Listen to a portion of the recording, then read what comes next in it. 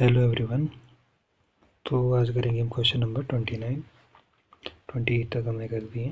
तो question number 29 क्या है, लेट कर्ली ब्रैकेट में हमारे पास x not over n is greater then 0 be a homogeneous Markov chain with state space is s और इसकी जो वैल्यू दी है, इसमें जो एलिमेंट है 0 1 2 3 4 एंड ट्रांजिशन प्रोबेबिलिटी मैट्रिक्स तो वो गिवन है।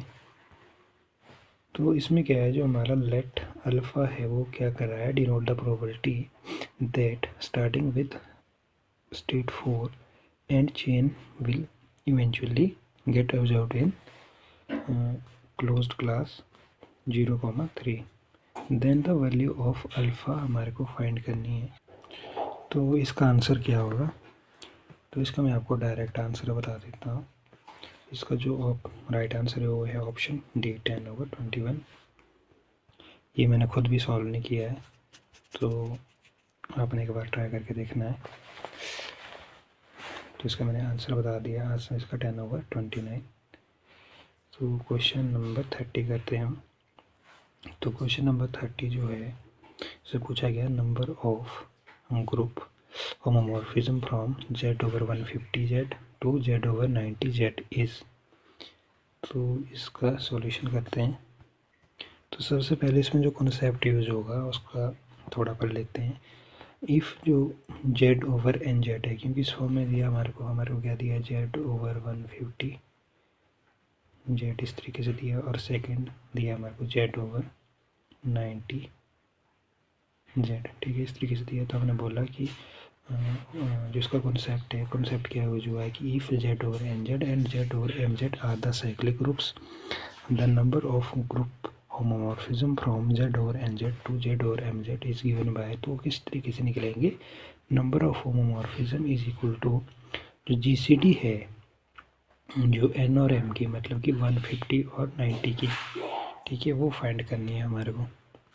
तो ये इसका कॉन्सेप्ट है जिसमें यूज़ हुआ है। और यहाँ पर जो हमने n लिया है वो 150 है और जो m है वो 90 है, ठीक है। तो ये जो कॉन्सेप्ट है इसमें यूज़ हो रहा है। Is that clear. तो अगर आप इसका नेक्स्ट देखो, तो इसकी जो एक्सप्लेनेशन में हम क्या लिख देंगे, सिंपल बोल सकते हैं हम the number of group homomorphism from z/150z to z/90z is. तो आपने जो फॉर्मूला तक देखा था वो इम्प्लीमेंट करना है कि number of homomorphism this is equal to GCD of n, clear. तो यहाँ हमने लिख दिया है number of homomorphism is equal to GCD of n और m की जगह हमारे पास आ जाएगा 150 और 90। Is that clear. अब आपको पता है कि जो जीसीडी है 150 और 90 को 30 होती है। तो अगर आपको पता है तो ठीक है, अगर नहीं पता तो मैं बता देता हूँ कि कैसे निकालते हैं इसकी जीसीडी। तो जीसीडी हम कैसे फाइंड करेंगे, देखो जीसीडी का मतलब होता है जैसे 30 है वो हमारा डिवाइड कर रहा है 150 को भी और 90 को, मतलब हमने 150 और 90 की जीसीडी निकाली है। तो हमारे पास ऐसी टर्म आनी चाहिए जो इन दोनों को डिवाइड करे। तो जैसे हम एलसीएम टेक, एलसीएम से बताता हूँ मैं आपको सिंपल मेथड 150 और 90 का। तो हमने सबसे पहले कौन सी टर्म जिससे इसको डिवाइड कर सकते हैं, मान लो हम लेते हैं, हमने ले ली 2 ले ली पहले। तो ये आ जाएगा हमारे पास 75 और ये आ जाएगा हमारे पास 45, क्लियर। क्योंकि हम 2 से भाग देंगे 150 को तो 75 आ जाएगा और ये 45 आ जाएगा। अब अगर इसको हम 3 से दी तो ये आ जाएगा आपके पास 3 2 जा 6, 3 5 जा 15 और ये आ जाएगा आपके पास 45, 3 × 15, क्लियर। एलसीएम ऐसे फाइंड करते हैं, आपको पता है। फिर इसको दे सकते हैं हम 5 से, मतलब ये दोनों डिवाइड हो जाए, जिससे 5 × 5 25 एंड 5 × 3 15। तो यहाँ से क्या देख सकते हैं हम कि जो 2 हमारे पास टर्म है, 3 जो हमारे पास टर्म है और जो 5 है, ये जो तीनों है वो इसको डिवाइड कर रही है दोनों टर्म को, 150 को भी और 90 को भी। Is that clear. अब हमारे पास सिंगल टर्म बच गई 5 भी 3 भी। अब ऐसी कोई टर्म नहीं है जो इन दोनों को डिवाइड कर सके, क्लियर। देखो 1 2 होगा, 2 से नहीं कर सकते, 3 से 3 होगा फिर 5 नहीं होगा, 5 से 5 होगा 3 नहीं होगा। तो मतलब जो इक्वली डिवाइड हो रही है वो हो रही है 2 से 3 से 5 से। तो 2 × 3 × 5 कितना होता है आपके पास, 5 3 जा हो गया 15, 2 जा हो गया 30। तो 30 एक ऐसी टर्म है जो इन दोनों को डिवाइड कर रही है। क्लियर? तो ये होगी हमारी GCD। क्लियर? तो इस तरीके से हमने इसकी GCD निकाल ले। तो हम क्या बोल सकते हैं कि the number of group homomorphism from Z150 to Z90Z is 30। तो जो हमारा आंसर राइट आंसर है वो है ऑप्शन ए 30 का। तो option A is the right answer, 30 इसकी हमारा आंसर होगा। फिर नेक्स्ट है जो क्वेश्चन है 31। इसमें क्या है, इसमें पूछा गया है, ये जो रिलेट करा है ये आपने पढ़ा होगा ऑपरेशन रिसर्च की बुक में। तो उससे रिलेटेड क्वेश्चन है, consider a petrol pump which has a single petrol dispensing unit. Customers arrive there in accordance with the Poisson process having rate lambda is equal to 1 minute, and arriving customer enter the petrol pump only if there are 2 or less customers in the petrol pump. Otherwise, he or she leaves the petrol pump without taking the petrol at any point of the maximum of 3 customers. ये भी important is at the present in the petrol pump. The successive service time of the petrol dispensing unit are independent exponential random variable having mean 1 divided by 2 minutes. Let हम क्या करेंगे, जो let x इसमें बोला है कि let जो x है वो डिनोट कर रहा है average number of customer in the petrol pump in the long run. Then जो हमारा ex से इज इक्वल टू, तो वो क्या होगा। तो अगर आपने MSc के टाइम ऑपरेशन रिसर्च की बुक अच्छे से पढ़ी होगी तो उसमें आपको कोई प्रॉब्लम नहीं होगी इस क्वेश्चन करने में। ठीक है, तो इसमें से राइट आंसर क्या होगा, इसका हम सॉल्यूशन करते हैं।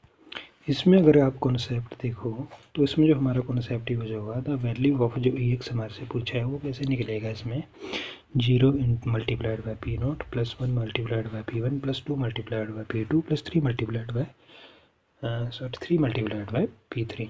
तो ये इसमें कॉन्सेप्ट यूज होगा। अब कहते हैं एक्सप्लेनेशन। तो एक्सप्लेनेशन में आ जाएगा, we have a single server the petrol and dispensing unit. ठीक है, वो उसमें क्लियरली दिया गया है। Customers arrive according to a Poisson process with rate जो है वो है लैम्बडा इज इक्वल टू 1 पर मिनट। ये भी इसमें गिवन दिया है क्वेश्चन में, आप क्वेश्चन पढ़ सकते हो। तो service time are exponentially distributed with mean 1 divide by 2 times, since जो आपका म्यू है वो आ जाएगा म्यू इज इक्वल टू 2। ठीक है, ये भी आपका क्लियर हो गया, क्वेश्चन में गिवन है। The petrol pump has maximum capacity of 3 customer. ये भी गिवन है जो मैंने अंडरलाइन किया था। Only 3 customer can be in the system including the only being served. ठीक है, ये क्वेश्चन में गिवन है। If there are only 3 customer, new arrival are blocked और ब्रैकेट में they leave without entering the system। तो इसमें जो हमारा आपने पढ़ा होगा MM13 जो क्यूइंग सिस्टम है ऑपरेशन रिसर्च में, तो दिस डिस्क्राइब एन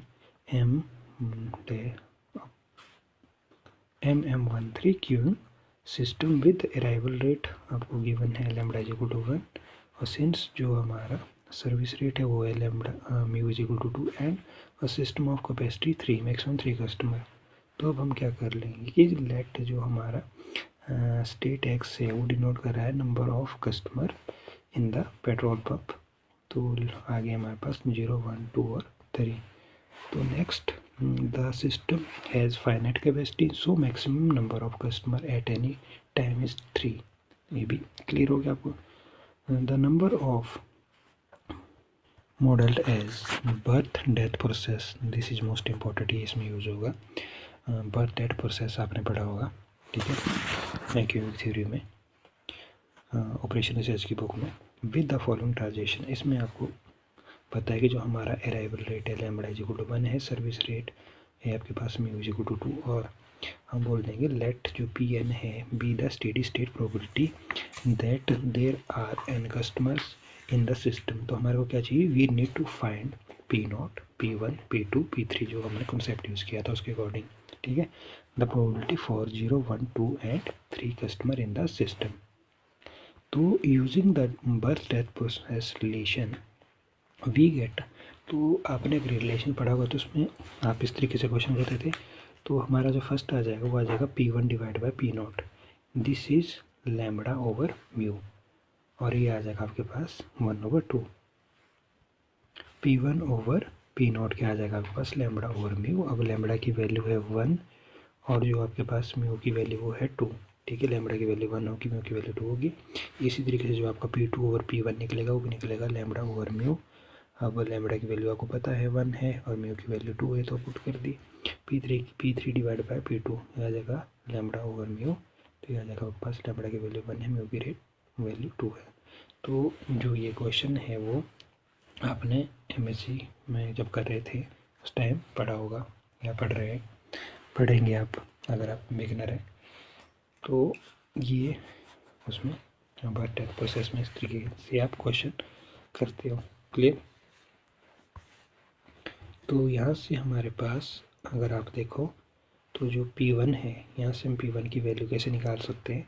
P1 हमने एज इट इज़ रखा, हमने P1 एज इट इज़ इधर रखा, और जो हमारा 1 डिवाइड बाई 2 है वो एज इट इज़, और P0 जो यहाँ था वो हमारा इधर चला गया। ठीक है, तो हमने P1 को लेफ्ट हैंड साइड रखा और जो हमारा इसमें डिनोमिनेटर में था पार वो इधर चला गया, मल्टीप्लाई हो गया इधर, तो ये बन गया 1 डिवाइड बाई 2 P0। यहाँ से हमने P1 की वैल्यू निकाल दी। क्लियर? अब इसी तरीके से हम P2 की वैल्यू निकालेंगे, तो P2 की वैल्यू क्या निकल जाएगी हमारे पास 1 डिवाइड बाई 2, यहाँ से देख सकते हो आप P2 की वैल्यू निकल जाएगी 1 डिवाइड बाई 2 P1। देखो P2 हमने एज इट इज रखा इधर और 1 डिवाइड बाई 2 इधर था और P1 हमारा इधर को चला गया, मल्टीप्लाई कर दिया तो ये निकल गया 1 divide P2 is equal to 1 divide by 2 P1। ठीक है, अब आपको P1 की वैल्यू गिवन है इधर, तो आप डायरेक्ट P1 की वैल्यू इसमें सब्स्टिट्यूट कर दो, तो P2 की वैल्यू निकल जाएगी आपकी 1 डिवाइड बाई 2। ठीक है, 1 डिवाइड बाई 2, और P1 की वैल्यू थी आपकी 1 डिवाइड बाई 2 P0, तो 1 divide by 2 multiplied 1 divide by 2 हो गया 1 डिवाइड बाई 4 P0 का P0 एज इट इज़, तो P2 की वैल्यू निकल गई हमारे पास 1 डिवाइड बाई 4 P0। क्लियर? तो ये वैल्यू आपने फाइंड कर दी। अब निकालेंगे आप P3 की वैल्यू। P3 की वैल्यू भी आपकी आ जाएगी, देखो P3 को हमने एज इट इज़ रखा इधर, ये आ जाएगा 1 divide by 2 as it is, और P2 इस साइड चला गया ये वाला। ठीक है, इधर को मल्टीप्लाई हो गई तो ये आ जाएगा 1 डिवाइड बाई P2। अब आपको पता है कि P2 की वैल्यू हमने इधर फाइंड की है, तो देखो P3 हमारे पास आ जाएगा 1 डिवाइड बाई 2 इंटू ये एज इट इज़, P2 की वैल्यू थी 1 डिवाइड बाई 4 P0, तो 2 4 जा 8 P0, तो ये आ जाएगा 1/8 P0। तो यहाँ से हमने क्या वैल्यू निकाली, P1 की निकाल दी, P2 निकाल दी और P3 की निकाल दी। ठीक है, 3 वैल्यू हमारी निकल गई है। अब सिंस क्या है कि now since the total probability must be sum to 1। ठीक है, तो ये आ जाएगा आपके पास P0 P1 P2 P3 is equal to 1, this is sum. ठीक है, not SUM, only sum SUM। तो P0, तो ये आ जाएगा आपके पास P0 plus P1 P2 P3 is equal to 1, clearly बोला इसमें। तो substituting the value of P1 P2 P3 in terms of P0, तो हमने क्या करना है, जो हमने वैल्यू निकाली थी P1 P2 P3 की, जो अभी इधर निकाली है ये, ठीक है, P1 P2 P3 की जो निकली है ये और ये 3 वैल्यू जो निकली है वो हमने पुट कर देनी है इसमें। ठीक है, इस फार्मूले में, तो P0 की जगह P0, P1 की वैल्यू थी 1 डिवाइड बाई P0, P2 की वैल्यू थी 1/4 P0 और P3 की वैल्यू थी 1/8 P0 इज इक्वल टू 1। तो हमारे पास क्या हो जाएगा, P0 एज इट इज़ हम इसमें कॉमन ले लेंगे सब, इसमें से चारों में से कॉमन ले लिए, तो ब्रैकेट अंदर बच गया हमारे पास 1, इधर बच गया 1 डिवाइड बाई 2, इधर बच गया 1 डिवाइड बाई 4, इधर बच गया 1 डिवाइड बाई 8। ठीक है, ये कॉमन निकल गया और is equal to 1 as it is. और इसका जब आप LCM लोगे तो 8 इसका LCM होगा। ठीक है, सॉल्व करके आपके पास आ जाएगा 15, न्यूमिनेटर और डिनोमिनेटर 8 आ जाएगा क्योंकि LCM 8 है, और एक जो हमारा ये एज इट इज़ रहेगा, तो हमारे पास जो P0 है वो आ जाएगा P0 multiplied by 15 divide by 8 is equal to 1। तो यहाँ से हम P0 की वैल्यू निकाल सकते हैं। P0 एज इट इज़ रखा हमने, इसको हम राइट हैंड साइड लेके 8 हमारा क्रॉस मल्टीप्लिकेशन कर दिया हमने। ठीक है, तो ये आ जाएगा हमारे पास 8/15, तो P0 की वैल्यू 8/15 आ गई। अब हमारे पास जो P1 है, ठीक है, पी नॉट की वैल्यू निकल गई। अब पी वन की जो वैल्यू थी वो थी 1/2 पी नॉट। क्लियर। तो देखो पी वन की जगह P one as it is 1/2 as it is. अब पी नॉट की वैल्यू हमने इधर फाइंड की थी वो 8/15, तो हमने निकाल दी। 2 1 जा 2, 2 4 जा 8, तो आ जाएगा आपके पास 4/15। तो पी वन की जो वैल्यू है वो निकल गई 4/15। Is that clear. अब नेक्स्ट स्टेप में आ जाओ। अब पी टू है, पी टू की वैल्यू थी 1/4 पी नॉट। क्लियर, हमने फाइंड की थी। तो पी 1/4 एज इट इज़ आ गया। पी नॉट की वैल्यू थी हमारी 8/15 जो हमने इधर निकाल ली है। ठीक है, तो हमने वो लिख दी है। फिर आ गया हमारे पास 4 1 जा 1, 4 1 जा 4 और 4 2 जा 8, तो आ जाएगा 2/15। फिर यहाँ से P3 हमारे को पता है, P3 की वैल्यू है 1/8 पी नॉट। तो P3 का P3 as it is 1/8 as it is. P naught की वैल्यू है 8/15, तो 8 से 8 कैंसिल हो गया, ये आ जाएगा 1/15। तो P3 की वैल्यू आ जाएगी 1/15। यहाँ तक क्लियर हो गया। तो यहाँ तक हमने कर दिया। अब क्या करना है हमने, जो मैंने कॉन्सेप्ट बताया था EX is equal to 0 into multiplied by P naught plus 1 multiplied by P1, 2 multiplied by P2, 3 multiplied by P3। ठीक है, अब हमने सब्स्टिट्यूट करनी है value P not P1 P2 P3 की। क्लियर। तो देखो हम EX इज इक्वल टू, अब हमने जो पी नॉट की वैल्यू निकाली थी वो थी 8/15। 1 का 1 एज इट इज़। P1 की वैल्यू हमने निकाली 4/15, अभी निकाल ली है। 2 का 2 एज इट इज़। P2 की वैल्यू 2/15, 3 का एज इट इज़, और P3 की वैल्यू 1/15। ठीक है, तो इसको जब हम ये तो हमारा 0 बन जाएगा, ये आ जाएगा 4/15। ठीक है, ये आ जाएगा हमारे पास 2 2 जा 4 एंड और ये आ जाएगा 15 एज इट इज़, ये आ जाएगा 3/15। तो इसका हमारा एलसीएम आ जाएगा 15 और ये आ जाएगा 4 + 4 + 3 4 4 8 + 3 11/15। तो हमारे पास एक्स की वैल्यू आ गई 11/15। तो ये है इसका राइट आंसर। तो क्वेश्चन नंबर जो हमारा 31 है उसका राइट आंसर है 11/15 इज द राइट आंसर। तो ये आपने एमएससी में पढ़ा है कॉन्सेप्ट जो हमने इसमें यूज़ की है। थोड़ा लेंथी है बट अगर आप समझ से करोगे तो हो जाएगा। नेक्स्ट क्वेश्चन है question number 32। Consider a solid cylinder of radius 2 metre or length 3 metre. क्या बोला है कि कंसीडर एक सॉलिड सिलेंडर है, उसका जो रेडियस है 2 मीटर है और उसकी जो हाइट है 3 मीटर है, of uniform density. If the density of cylinder is rho kg/m3, then moment of inertia of the cylinder about the diameter of its base is. तो वो क्या होगा। तो करते हैं इसका सॉल्यूशन स्टेप बाय स्टेप। तो इसमें जो हमारा कॉन्सेप्ट यूज होगा वो होगा मोमेंट ऑफ इनर्शिया का। क्लियर। तो the moment of inertia in KG metre, I think Q था, तो of the cylinder about the diameter of its base. तो इसका जो फॉर्मूला रहेगा वो हमारे पास ये रहेगा, I is equal to 1/4 mr² plus 1/3 mh³। ये इसका फॉर्मूला रहेगा। यहाँ तक क्लियर हो गया। अब आते हैं हम इसकी सॉल्यूशन पे। तो एक्सप्लेनेशन में हम क्या करेंगे कि जो हमारा आपको गिवन है दिया हुआ, देखो रेडियस ऑफ सिलेंडर आपको गिवन दिया है r is equal to 2 m, height of the cylinder भी आपको दिया है वो है 3 मीटर। ठीक है, m मतलब मीटर। तो आपको ये बोला है कि डेंसिटी ऑफ सिलेंडर वो है रो kg/m³। ठीक है, ये 3 चीज़ें आपको गिवन है। अब जो हमारे पास मास है यहाँ पर m है, तो मास होता है हमारे पास rho multiplied by volume of the cylinder. ठीक है, इसमें जो हमारा m है सबसे पहले हम इसको फाइंड करेंगे, ये जो फॉर्मूला है। तो यहाँ पर m जो मास है वो होगा हमारे पास rho multiplied by volume of the cylinder. ये तो हमारे पास डेंसिटी है। ठीक है, तो जो हमारे पास वॉल्यूम ऑफ द जो सिलेंडर है वो है हमारे पास v is equal to πr²h। Clear, यहाँ तक क्लियर हो गया। तो substituting the value of given, तो हमने क्या करना है, सब्स्टिट्यूट द गिवन वैल्यू। अब देखो इसको फाइंड कर लेते हैं पहले, इस वाले पार्ट को, वॉल्यूम ऑफ द सिलेंडर, बाकी इसको छोड़ दो, यही क्या इसको एज इट इज रहने दो। वॉल्यूम ऑफ द सिलेंडर पहले सॉल्व करते हैं। देखो ये होता है πr²h। अब इसकी वैल्यू सब्स्टिट्यूट कर दी, देखो v का v हमने एज इट इज रखा, इज इक्वल टू पाई की जगह पाई। अब जो हमारे पास r थे, r की वैल्यू थी हमारे पास 2। ठीक है, आप चेक कर सकते हो, देखो r की वैल्यू हमारे पास 2 है, ये आर की वैल्यू 2 मीटर है, ठीक है। हमने इसमें फार्मूला में डाल दी तो 2 की पावर 2 आ जाएगा, क्लियर। एच की वैल्यू हमारे पास 3 थी, ठीक है, तो हमने 3 इसमें लिख दिया। अब देखो पाई का पाई एज इट इज रहेगा, 2 की पावर 2 होता है हमारे पास 4, 3 हो गया, तो बन गया हमारे पास 4 × 3 हो गया 12 पाई, और इसमें जो यूनिट था वो लग गया मीटर क्यूब। तो ये तो निकल गया हमारा वॉल्यूम इसमें। अब हमने निकालना था इसमें मास, तो इसमें मास क्या था हमारे पास, रो मल्टीप्लाइड बाय वी। तो वी की वैल्यू हमने फाइंड कर दी है, तो एम क्या, M as it is, rho as it is, और वी की वैल्यू इधर पुट कर दो, ठीक है। तो ये आ जाएगा आपके पास mass is equal to rho multiplied by 12 pi kg, clear. अब आपका जो एक्यूरेट फार्मूला था, जो कॉन्सेप्ट हमारा इसमें यूज हुआ है, वो था फार्मूला जो इसमें लगेगा I is equal to 1/4 mr square plus 1/3 mh square. तो नाउ सब्स्टिट्यूट द वैल्यू, अब क्या करेंगे हम, वैल्यू सब्स्टिट्यूट कर देंगे, R is equal to 2 mm, H equal to 3 m, और m की वैल्यू थी हमारे पास rho into 12 pi into the formula.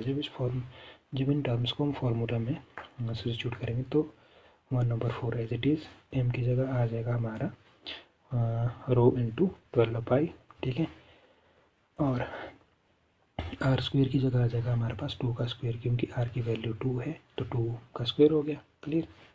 फिर ये पार्ट तो हमारा सॉल्व हो गया। अब आ जाओ नेक्स्ट में, 1/3 एज इट इज़, एम की जगह आ जाएगा रो इंटू 12 पाई, क्लियर। अब एच का जगह आ जाएगा हमारे पास, एच था हमारे पास 3 मीटर, तो 3 का स्क्वेयर, ठीक है, एच स्क्वेयर मतलब कि 3 स्क्वेयर। अब इसको सॉल्व करो तो ये आ जाएगा हमारे पास 1/4, 2 2 जा 4 और 3 3 जा जाएगा 9। पहले इसको सॉल्व कर लो आप, ठीक है। ये 4 कैसे या 9 कैसे, अब आ जाओ, हम 4 से हम कैंसिल कर देंगे 4 को, और 3 से कर देंगे 9 को, तो 3 3 जा हो गया 9, तो ये बच गया हमारे पास 12 पाई रो ये वाला। और इसके बाद हमारे पास इधर आ जाएगा 12 मल्टीप्लाइड बाई इधर 3 बच जाएगा हमारे पास, ठीक है, क्योंकि 3 1 जा 3, 3 3 जा 9, तो 3 मल्टीप्लाइड बाई 12 हो गया 36 पाई रो। तो ये कैलकुलेट करके आ जाएगा, और 36 और 12 होते हैं हमारे पास 48 पाई रो। तो जो हमारा इसका रिजल्ट आएगा वो आ जाएगा 48 पाई रो। तो ये हमारा इसका आंसर निकल गया है। तो इसका जो राइट आंसर है वो हमारे पास ऑप्शन ए 48 पाई रो, ठीक है। तो क्वेश्चन नंबर 33 क्या है हमारे पास, क्वेश्चन नंबर 33 है,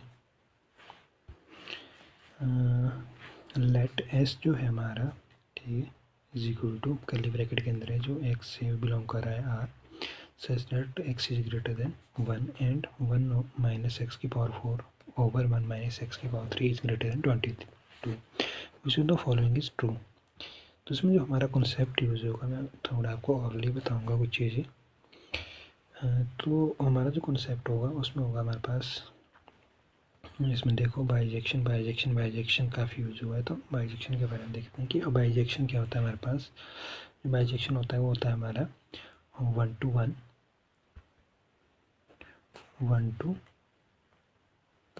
1 एंड ऑन टू मैपिंग होती है, ठीक है। क्या होता है 1 to 1 and onto mapping होती है between two sets, meaning every element of one set corresponding uniquely to an element in the other set and vice versa, clear. ये तो मैंने आपको आई थिंक पहले भी इसमें एक क्वेश्चन इस टाइप का आ गया है, तो उसमें मैंने आपको एक्सप्लेन किया है, उसमें मैंने बताया है।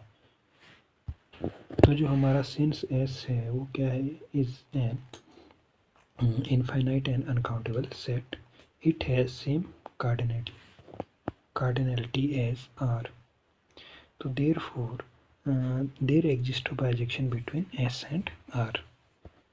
तो अगर हम एक्सप्लेनेशन की बात करें तो आपको ये गिवन है, ठीक है, 1 माइनस एक्स स्क्वेयर एक्स की पावर 4 ओवर 1 माइनस एक्स की पावर 3 इज ग्रेटर देन 22। तो इसको अगर हम सिंप्लीफाई करेंगे देखो तो एक आ जाएगा हमारे पास, यही टर्म ही आ जाएगा हमारे पास 1 माइनस एक्स की पावर 3 इंटू एक्स, ठीक है। हम इसको लिख सकते हैं x4 को एज इट इज इस तरीके से, ओवर इसको लिख दिया 1 माइनस एक्स की पावर 3, ऐसा लिख सकते हैं। अब इसके बाद हम स्टेप को कैसे लिख सकते हैं, दिस इज इक्वल टू, इसको लिख देंगे हम 1 माइनस एक्स की पावर 3 माइनस एक्स की power 3 over x minus 1 multiplied by, ठीक है, और ये आ जाएगा हमारे पास 1 माइनस एक्स की पावर 3। तो देखो जो मैंने ये टर्म इधर लिखी है, इसको अगर आप सिंप्लीफाई करोगे, ठीक है, जो मैंने ये टर्म लिखी है यहाँ तक, तो ये आपके पास यही टर्म आएगी, ठीक है। 1 माइनस एक्स की पावर 4, कैसे देखो 1 का 1 रहने दो, अगर इसको मल्टीप्लाई करोगे आप x माइनस एक्स 3 से, तो ये आ जाएगा आपके पास, देखो 1 का रह जाएगा आपका 1 as it is, minus X 3 का x3, और minus X 3 multiplied by X ही हो जाएगा माइनस एक्स की पावर 4, और माइनस माइनस हो जाएगा प्लस एक्स की पावर 3 मल्टीप्लाइड बाय माइनस 1 हो जाएगा प्लस एक्स की पावर 3, ठीक है। तो इससे हमारा ये कट जाएगा, तो ये आ जाएगा 1 माइनस एक्स की पावर 4, ठीक है, जो गिवन था दिया हुआ। तो इसको हमने इस तरीके से लिखा है, क्लियर। तो यहाँ तक आपको क्लियर हो गया होगा। तो अब हमें फैक्टर करने हैं इसके, नाउ फैक्टरिंग गिव्स, तो हमारे पास फैक्टर करके आ जाएगा 1 माइनस एक्स की पावर 3 ओवर 1 माइनस एक्स की पावर 3, ठीक है। माइनस दूसरा बन जाएगा इसका x माइनस एक्स की पावर 1, फैक्टर अगर करेंगे तो आ जाएगा 1 माइनस एक्स की पावर 3, ये फैक्टर करके आ जाएगा। तो ये क्या देगा हमारे को, this gives 1 minus x into x minus 1 over 1 minus x की पावर 3, क्योंकि आप यहाँ से इसको टर्म को कट कर सकते हो, तो ये आ जाएगा 1 ओवर 1 मीन्स की 1, ठीक है, जिसको आप 1 लिख दो, और ये टर्म हमने एज इट इज़ लिख दी इधर। यहाँ तक क्लियर हो गया। तो यहाँ से क्या बोल सकते हो आप कि the exact algebraic manipulation of this inequality is complex, but we can understand its behavior based on x is greater than 1. For a large value of x, the numerator grows faster than the denominator. So, जो हमारे पास expression है eventually become greater than 22 for sufficiently large x. तो अगर for हम x is greater than 1 की बात करें, x is greater than 1 की बात करें, for x is greater than 1, तो हमारे पास क्या आ जाएगा, there exist value of x that satisfy the inequality and the inequality is true for sufficiently, अगर हम लार्ज x की बात करें ना, sufficiently ट्रू फॉर सफिशिएंटली हमारा लार्ज x के लिए होगा। तो दिस इम्प्लाइज क्या होगा कि जो हमारा s है, s is an infinite set होगा, और and it has no upper bound, clear. तो ऑप्शन 1 की बात करें तो हमारे पास ऑप्शन 1 क्या है, जो हमारा एस है वो एम्प्टी है, तो this is false because the inequality holds for large हमारा एक्स इज ग्रेटर देन 1, ठीक है, हमने क्लियरली बोला है अभी, तो हमारी ये स्टेटमेंट तो फॉल्स होती है। तो ऑप्शन 2 की बात करें कि देर इज, और ये बोल रहा है कि there is a bijection between S and N, तो दिस इज फॉल्स, क्यों, क्योंकि जो एस है, S is an infinite set, but it's uncountable, ठीक है, तो like R, so it can not be bijective with N, clear. तो option तो हमारा ये भी हमारी फॉल्स होगी। तो ऑप्शन जो 3 है हमारे पास हो गया है, there is a bijection between S and R. तो इसमें क्या होगा हमारे पास, there is a bijection between S and R, तो ये हमारी होगी जो ऑप्शन 3 है वो ट्रू है, क्यों है, जो हमारा सेट एस है बीइंग इनफाइनाइट एंड अनकाउंटेबल है, ठीक है, फॉर जो हमारा एक्स है ग्रेटर देन 1 के लिए has the same cardinality as R, so there exist a bijection between S and R, तो ये हमारा ट्रू है। तो ऑप्शन 4 की बात करें अगर हम, तो there is a bijection between S and non empty finite set, तो इसमें क्या है कि दिस इज फॉल्स है, क्यों, क्योंकि एस जो है वो क्या है, इनफाइनाइट है। तो हमारा जिसमें करेक्ट आंसर है वो है ऑप्शन सी। तो आज के लिए इतना ही, बाकी करेंगे नेक्स्ट, बाकी नेक्स्ट में करेंगे। और मैं 34 का आपको आंसर बता देता हूँ, आपने एक बार इसको ट्राई करना है। इसमें क्या है कि जो let X naught X one up to X P, जो पी है ग्रेटर देन 2 है, be the independent and identically distributed random variable with जो मीन है उसका वो 0 है एंड वेरिएंस 1 है। तो सपोज तो y है, Y I is equal to X not plus X I, और जो i है हमारे पास वो है 1 से लेकर p तक। The first principle component based on the covariance matrix, ठीक है, इसमें वैल्यू दी है। तो इसका जो राइट आंसर है वो है ऑप्शन ए, राइट, ठीक है। तो आपने एक बार इसको ट्राई करना है, बाकी मैं देखता हूँ नेक्स्ट वीडियो में अगर करवाऊँगा इसको अगर मेरे को टाइम मिला। बाकी मैंने आंसर इसका बता दिया, आपने एक बार ट्राई खुद कर लेना है। ओके।